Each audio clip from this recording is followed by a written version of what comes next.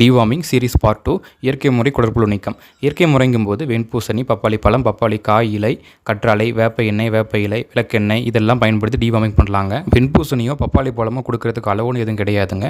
Regular உணவுக்கு பதிலாக இதை கொடுத்துடலாம். குப்பை மேனி இலை, வேப்ப இலையெல்லாம் பார்த்தீங்கன்னா நல்லா மைய அரைச்சி ஒரு சின்ன உருண்டையாக பிடிச்சி நம்ம டைரெக்டாக அதை வாயிலே கொடுத்துடலாங்க. அதே போல் வேப்ப எண்ணெய், விளக்கெண்ணெய் பார்த்தீங்கன்னா டோசேஜ் அதிகமாக போனால் கழிச்சலுக்கு வாய்ப்பு அதிகம்.